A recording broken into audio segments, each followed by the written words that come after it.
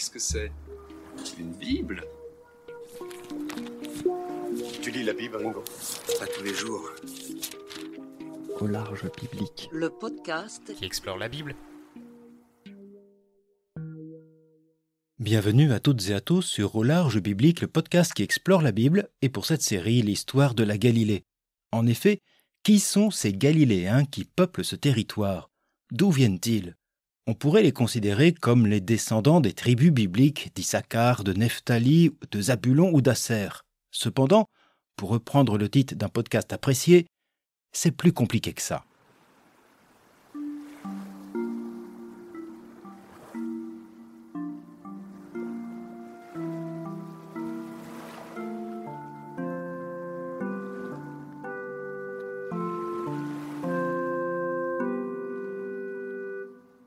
Si l'on superpose une représentation des 12 tribus d'Israël et une carte de la Galilée du Nouveau Testament, on peut observer que ce territoire correspond en gros à la tribu de Nephtali, à laquelle on pourrait adjoindre celle de Dan au nord, d'Asser à l'ouest, de Zabulon et d'Issachar au sud. Cependant, la géographie et la réalité de ces 12 tribus est elle-même complexe. Celles-ci servent dans le discours biblique à expliquer l'idéal d'une unité ethnique perdue depuis la période pré-royale jusqu'au royaume d'Israël et Juda. Mais surtout, l'histoire de ces territoires, depuis la royauté du Xe siècle jusqu'à l'époque de Jésus, montre de nombreux mouvements de population. Les frontières de l'Israël biblique, et notamment celles du nord qui nous intéressent, sont très fluctuantes. Si bien que nous ne pouvons pas assimiler les Galiléens avec des descendants directs des anciennes tribus, tant les origines vont se diversifier. Je ne vais pas reprendre in extenso les épisodes de ce podcast qui expliquaient les origines et l'histoire de l'Israël biblique. Vous les retrouverez en notes et sur le site si vous désirez en savoir davantage. Je rappelle qu'à ce jour, la recherche historique montre que ces tribus d'Israël, décrites dans la Bible, sont constituées de populations autochtones cananéennes qui vont former un puis deux royaumes vers 940 avant Jésus-Christ qui entrent en conflit. Le royaume de Juda, par son roi Asa, vers 910, fait alors alliance avec le royaume d'Aram à Damas. Ce dernier prend Israël à revers en pénétrant dans le territoire de Nephtali. Les guerres entre Israël et Aram vont ainsi se poursuivre de manière récurrente. Dans ces conflits, la Galilée est au premier plan.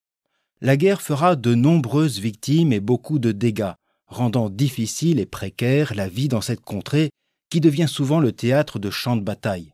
Les périodes de paix et de prospérité sont très brèves, sauf à deux occasions. La première advient durant le règne du roi israélite Omri en 846.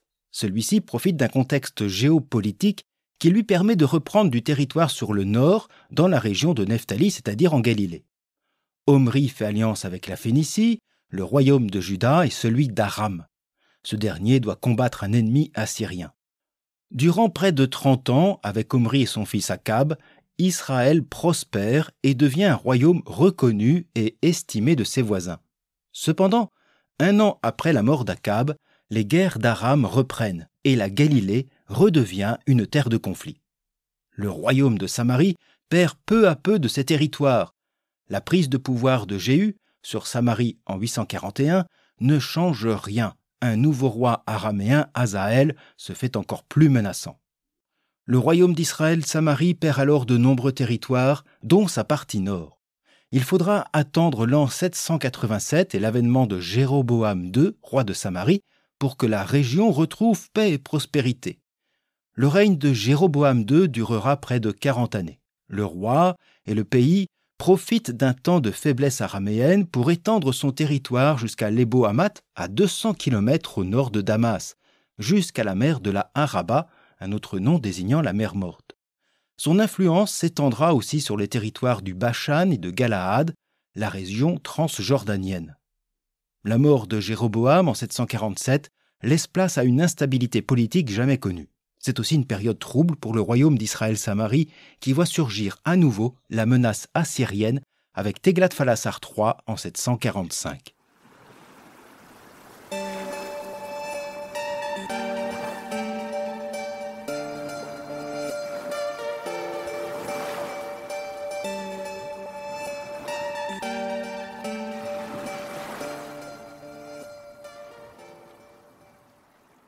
Après être soumis politiquement, en payant annuellement un lourd tribut au souverain assyrien de Ninive, un nouveau roi israélite, Pékar, veut reprendre son indépendance en s'alliant avec le royaume voisin. Sa stratégie tourne à l'échec face aux forces de Téglat-Phalasar III. En 732, le royaume d'Aram disparaît et Samarie doit sa survie en cédant une grande partie de son territoire, dont le pays de Nephtali, toute la Galilée, jusqu'au territoire de Galaad. Le pouvoir assyrien place à Samarie le roi Osée. Ce dernier tentera pourtant d'en appeler à l'appui du royaume d'Égypte, et cette trahison mettra fin définitivement au royaume d'Israël-Samarie. Salmanassar V puis Sargon II réduiront à néant le royaume d'Israël en 722. Le souverain assyrien applique alors sa politique de conquête, il déplace les populations, exilant une partie des autochtones et installant d'autres populations étrangères. Plus tard, cette mixité, pour ne pas dire ce métissage, va être reprochée aux Galiléens et Samaritains, dont l'ascendance ne serait donc pas purement judéenne. Durant la domination assyrienne, nous ne savons que peu de choses sur la vie en cette période et dans la région galiléenne. En 616, l'Assyrie est menacée par le babylonien Nabopolassar. En 612, sa capitale Ninive tombe. L'ancien royaume de Samarie est alors déserté par les armées assyriennes. Le roi de Jérusalem, Josias, profite de cette nouvelle configuration politique pour reconquérir les terres de l'ancien Israël. Au regard de la diversité ethnique et religieuse des populations nouvellement soumises, il mène une politique d'unification et de centralisation. Un seul roi et son palais, un seul Dieu pour le royaume, Yahvé, dont le culte aura lieu à l'unique sanctuaire de Jérusalem. Cette réforme politique et religieuse vise à cimenter l'unité du pays en s'appuyant sur certaines figures du passé. Des récits sur le royaume davidique, comme aussi sur les conquêtes de Josué, fourniront des motifs à une histoire commune, récits repris plus tard dans les livres de Josué et des rois. Josias propose ainsi l'image restaurée et magnifiée d'un royaume allant de Dan au nord de la Galilée jusqu'à Beer-Sheva dans le Néguev, royaume que Yahvé protège. Mais en 609, Josias est tué avec ses ambitions par le pharaon Néchao II. Pendant ce temps, la puissance babylonienne s'affermit jusqu'à vaincre ce royaume de Juda en 597. 10 ans plus tard, Jérusalem tombe et son temple est détruit. Le roi déchu et ceux de la cour qui n'ont pas été exécutés sont déportés en Babylonie avec les élites religieuses. C'est à cette période que l'araméen s'impose sur la région.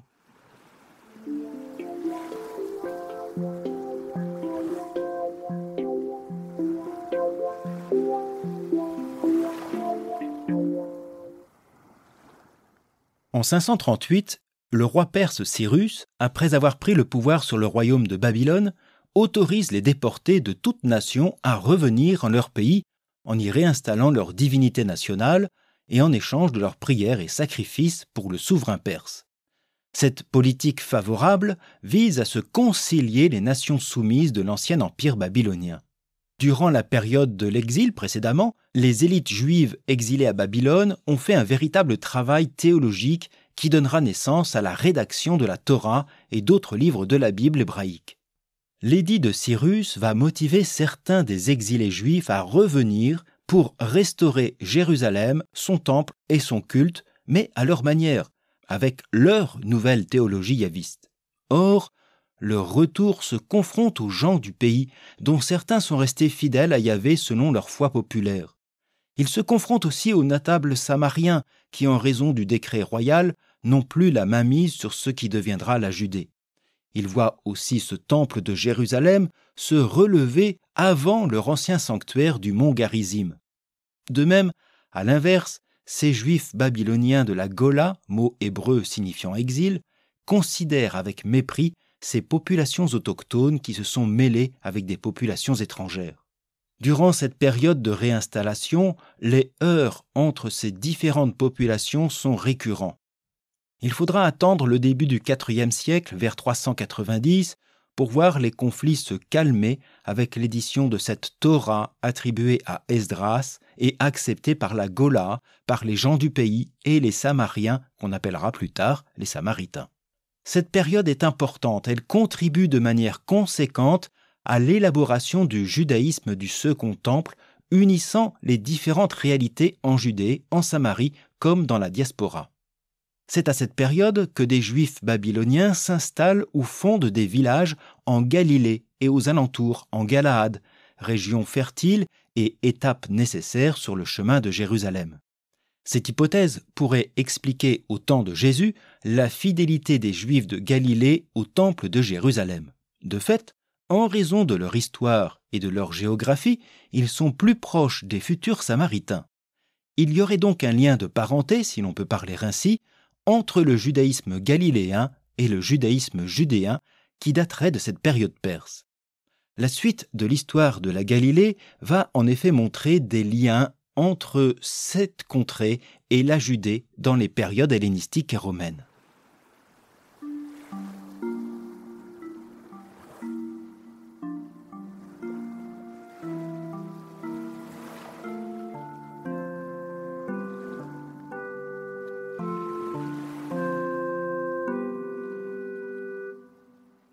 En l'an 332, la légende veut qu'Alexandre le Grand entra triomphalement à Jérusalem sous les acclamations.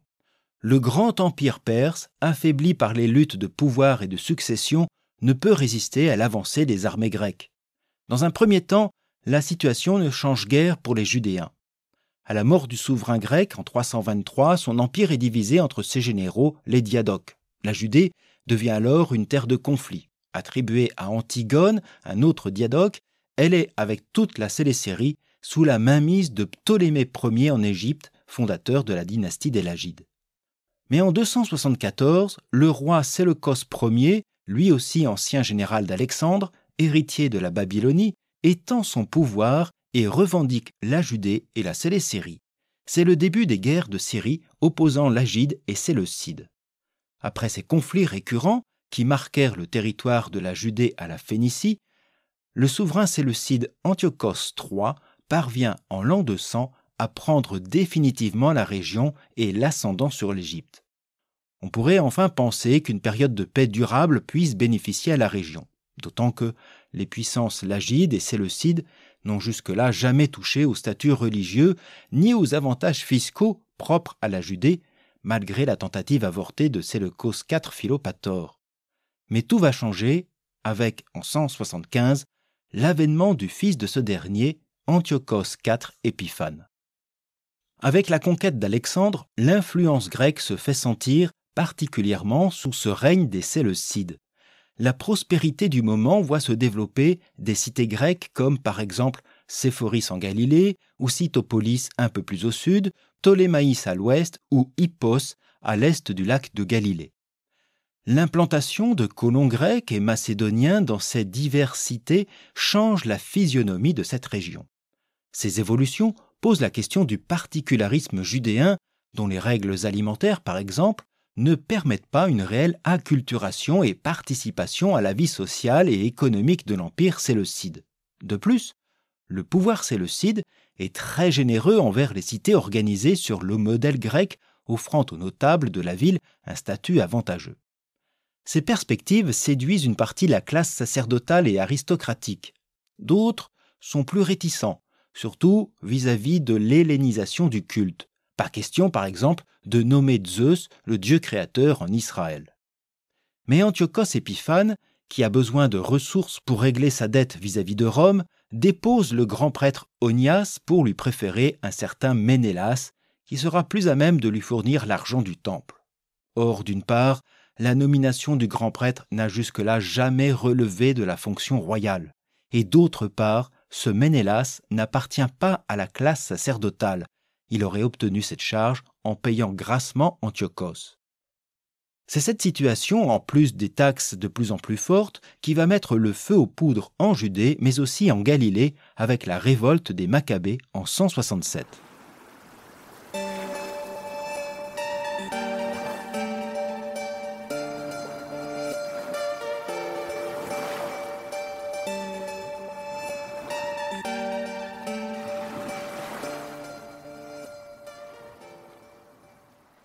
Ceux que l'on appelle les Maccabées désignent un mouvement de résistance conduit par Mattathias et ses fils qui se succéderont à la tête de cette révolte. Au début, les motifs de la résistance sont tout autant politiques, économiques que religieux, et ce dernier sera un élément moteur important.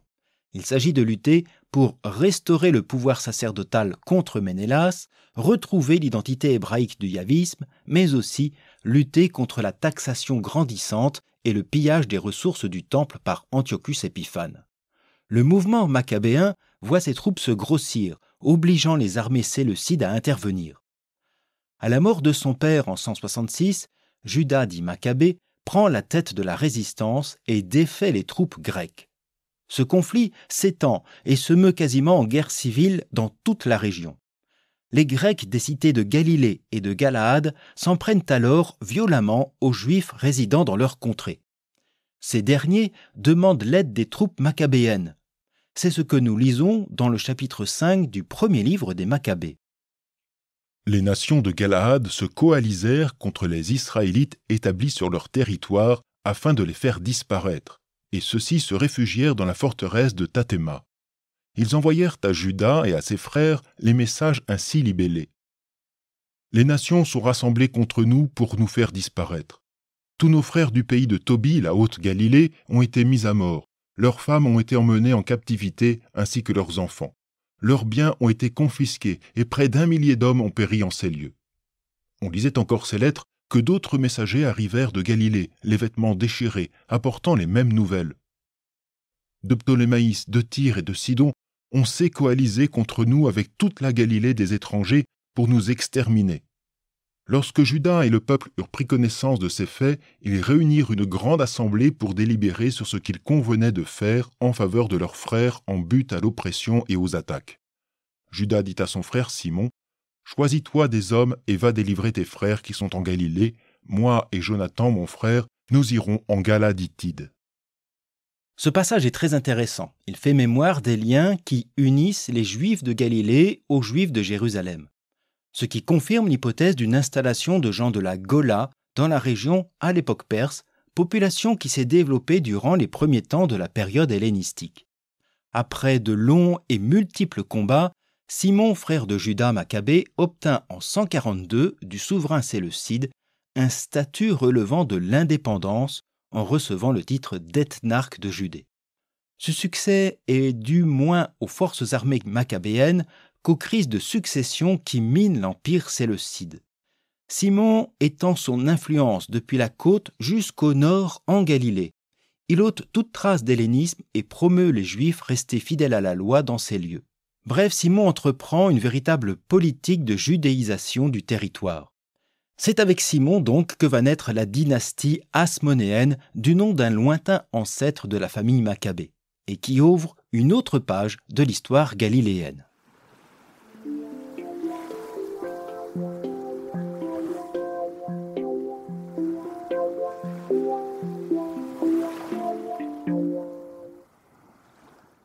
Simon Maccabée est assassiné en 134. Son fils Jean Hyrcane hérite de sa charge, mais doit affronter les armées d'Antiochos VII et Vergète. La situation change pour la Judée comme pour la Galilée, car en 131, la Judée perd avec les territoires conquis précédemment son indépendance. Fort heureusement, en 129, les conflits internes au trône séleucide ouvrent à Jean Hyrcane de nouvelles perspectives. Il reprend alors les villes côtières qu'Antiochos lui avait repris. En 125, il entreprend une politique de conquête des territoires, allant même jusqu'au sud du pays et prendre l'Idumée. Il oblige celle-ci à adopter la circoncision et la Torah, non pour des questions religieuses, mais pour imposer l'unité culturelle et législative sur son territoire. En l'an 108, il s'impose en Samarie après avoir détruit le sanctuaire du mont Garizim, événement qui sera un motif de haine entre Samaritains et Judéens. Puis Jean Hyrcane remonte vers le nord et prend la ville grecque de Cytopolis, au sud de la Galilée. Il meurt en cette année 104. Son fils Aristobule lui succède. Il ne régnera qu'1 an. Cependant, durant ce court règne, il élargit les conquêtes territoriales de son père et prend la Galilée et l'Iturée. En dépit d'une tentative de reconquête des Séleucides, son frère et successeur Alexandre Janet réussira à prendre toute la haute Galilée, le territoire de la Décapole et quelques terres aux Nabatéens. Le souverain hasmonéen étend à son maximum l'influence territoriale de la Judée. À sa mort en l'an 76, le royaume est confié à son épouse Salomé Alexandra jusqu'au décès de cette dernière en 67. Son fils Jean Hyrcane II, grand prêtre, prend le titre de roi. Mais son frère cadet Aristobule ne l'entend pas ainsi. Commence alors un conflit qui rongera longtemps le pays. Les deux prétendants au trône font appel à la République de Rome et en l'an 63, le général romain entre dans Jérusalem. Malgré quelques déconvenues et une fin de règne conflictuelle, c'est donc sous le règne des Hasmonéens que la Galilée s'intègre davantage dans le giron judéen politique et religieux. La domination romaine réduira le pouvoir de Jean Hyrcane II, qui n'a plus le titre de roi mais d'ethnarque. À ses côtés, son général iduméen Antipater, père d'Hérode, prend de plus en plus d'influence.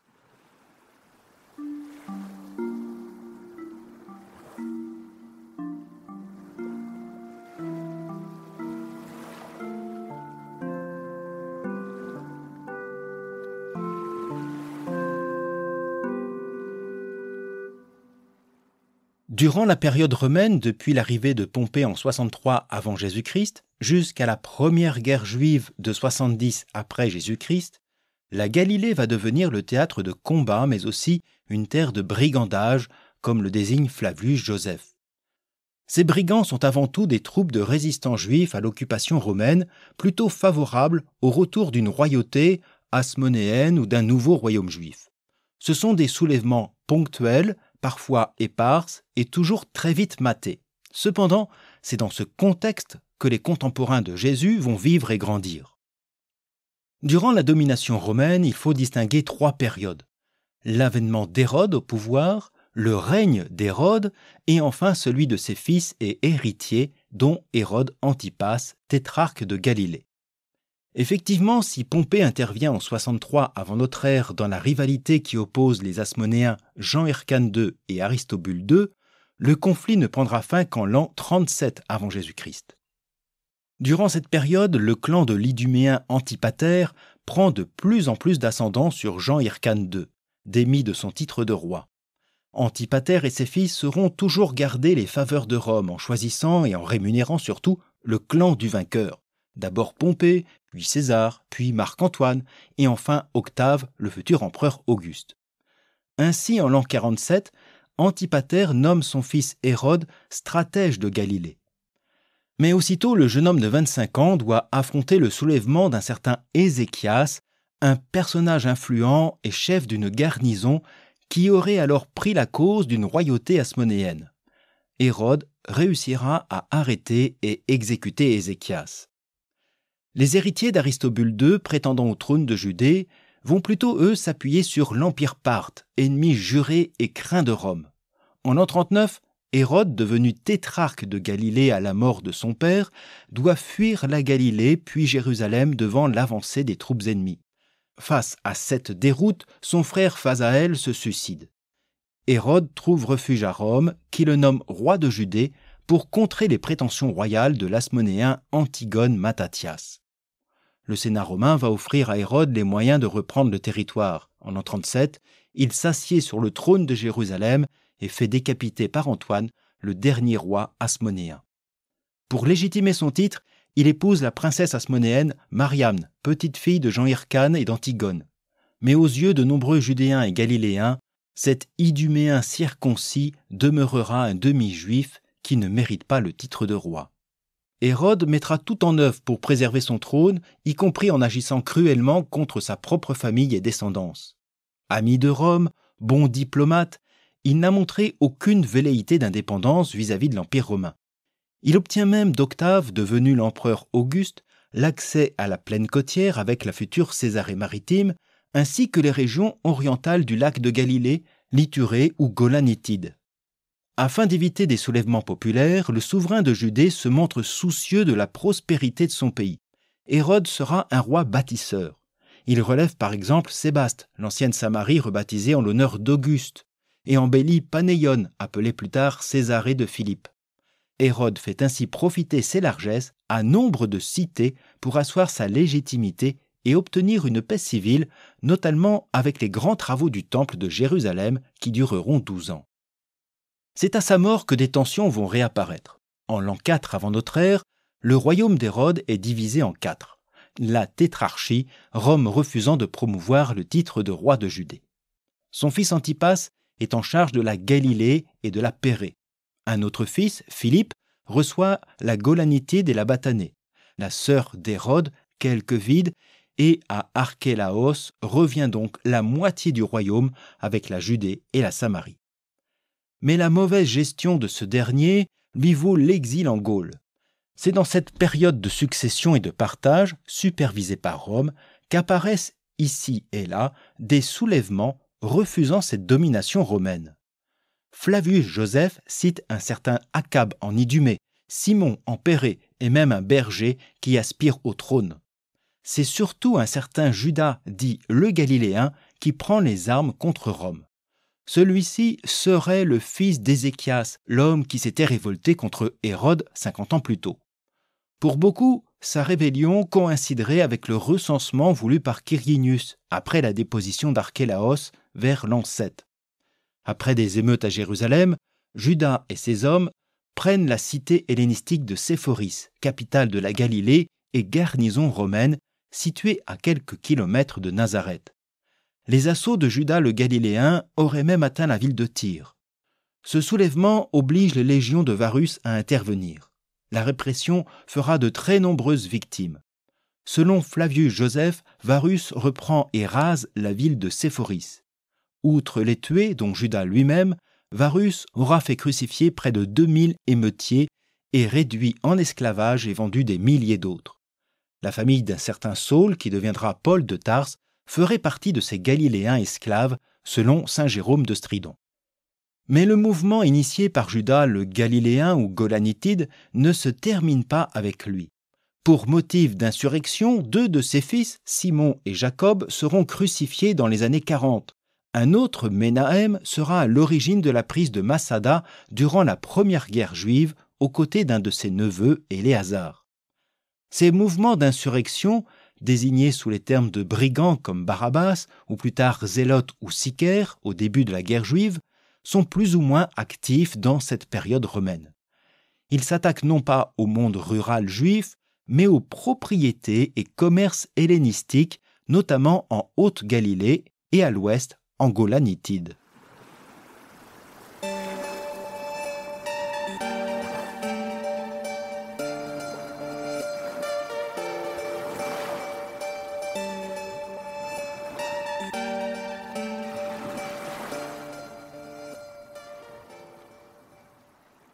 À l'époque de Jésus, la Galilée est désormais gouvernée par l'ethnarque Antipas, l'un des fils d'Hérode. Il entreprend de rebâtir Séphoris et d'élever une autre cité qui deviendra aussi une de ses capitales, Tibériade, sur la rive du lac de Galilée. Après l'éviction d'Archélaos, son frère, Antipas espérait hériter de la Judée et de la Samarie. Il n'obtiendra que le titre d'intendant du temple de Jérusalem, ayant droit de regard sur les affaires du temple et du Sanhédrin. De même, à la mort de son frère Philippe en l'an 34, il attendait à recevoir la Golanitide. Mais c'est un de ses neveux, Agrippa Ier, à qui reviendra ce territoire avant de recevoir de l'empereur toutes les autres contrées de son grand-père Hérode et le titre de roi de Judée. Il sera le dernier à porter ce titre entre les années 41 et 44. La mort d'Agrippa ouvrira un second mouvement de révolte contre le pouvoir romain jusqu'à la première guerre juive en 66. Après la prise de Jérusalem et la ruine du temple, la Galilée deviendra le refuge et le centre religieux de ce qui deviendra le judaïsme rabbinique. Mais revenons à l'époque qui nous intéresse, la Galilée au temps de Jésus, c'est-à-dire au temps d'Antipas. Ce dernier est le fils d'Hérode et de Maltaché, son épouse samaritaine. Comme je l'ai suggéré, Antipas ne cache pas ses ambitions royales.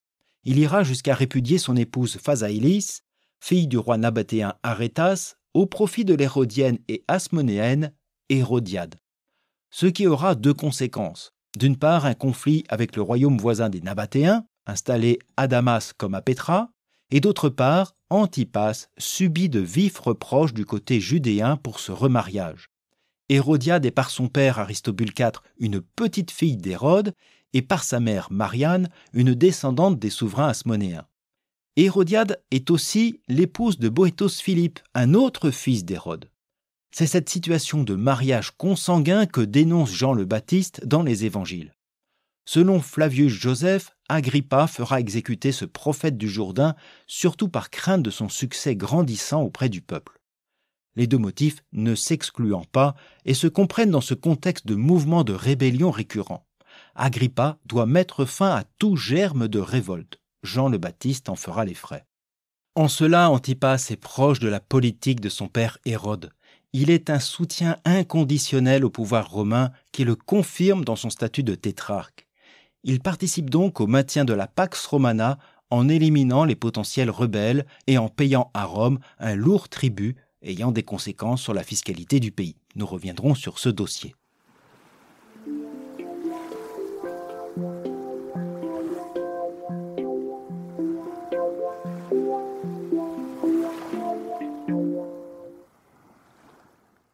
En résumé, avant de devenir la Galilée, la région de Nephtali et ses alentours était, durant la période royale d'Israël, une région minée par les conflits avant de subir la déportation assyrienne en 701, puis babylonienne en 587.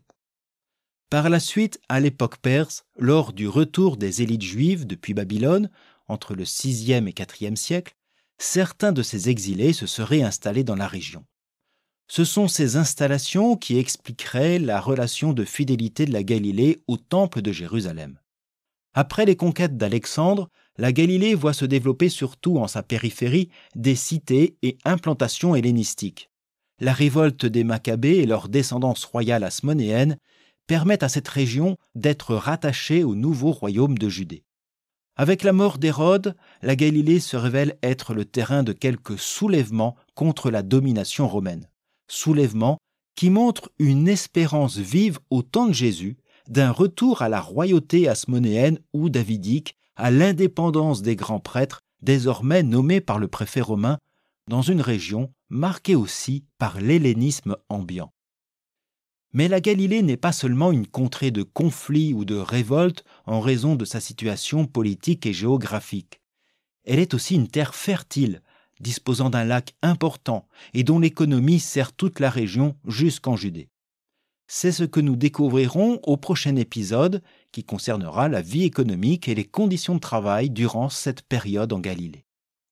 Merci d'avoir été à l'écoute de cet épisode un peu plus long que d'habitude, mais nécessaire à la compréhension du contexte historique et politique de cette Galilée au temps de Jésus. Je vous souhaite une bonne journée, une agréable soirée, et je vous dis à bientôt sur Au Large Biblique.